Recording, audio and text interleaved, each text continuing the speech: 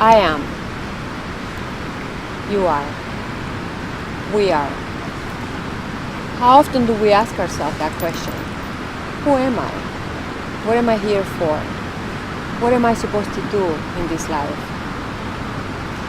I am here today because my heart expands whenever I can inspire others to live and examine life. And what do I mean by that? I mean a life where we're not on autopilot, where we are connected and I feel vital, we feel vibrant, we feel alive, and we feel joyful. My most sincere hope is that you won't get to the place where you'll decide to examine your life the same way it happened to me.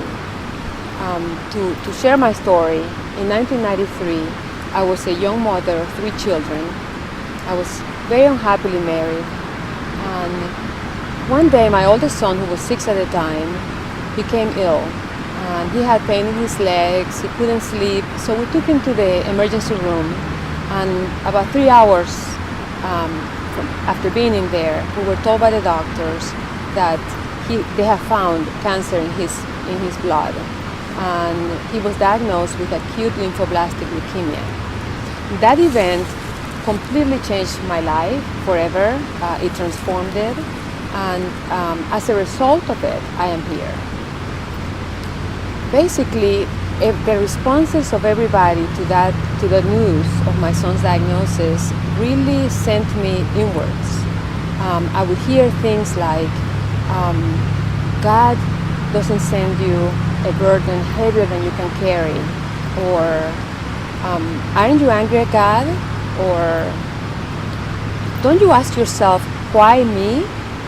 And all of those things just made me go deeper and deeper into myself and made me realize that all the things that I had believed, that I had taken it to be true when it came to this universal power that we call love, that we call God, or love, and love,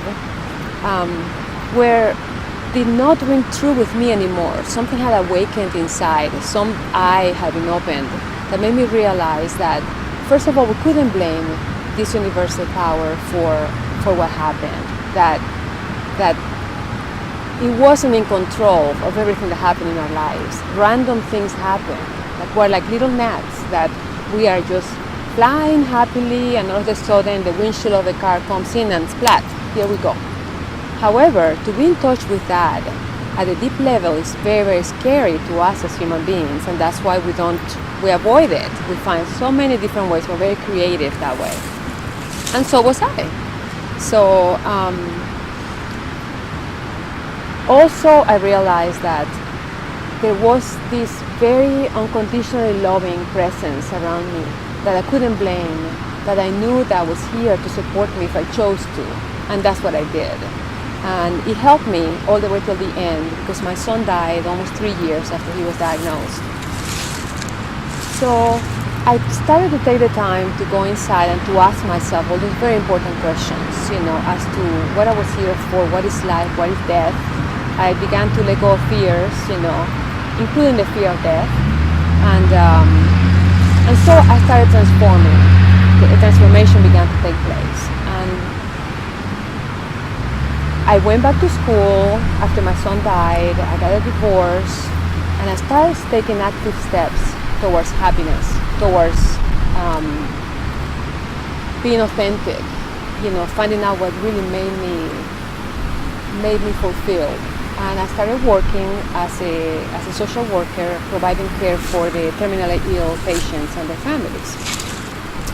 So my message, what I hope the most with this message that I'm giving to you today, is that in listening to me and listening to what happened to me, you realize that it shouldn't take an event as tragic and as dramatic as that to wake us up, to make us realize that just a life where we are waking up, eating, going to work, sleeping, getting up again, going to work, that life, that is not the life that we're meant to live.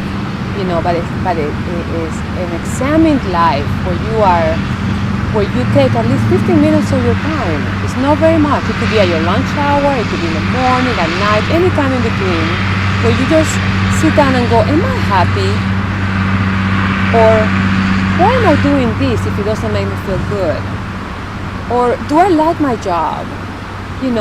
Things like that will allow us to begin taking little baby steps that will eventually lead us to a place where we are happy and joyful and vibrant and connected and in peace. That is my most sincere hope and wish for you. And may you all be taken care of and protected. Thank you.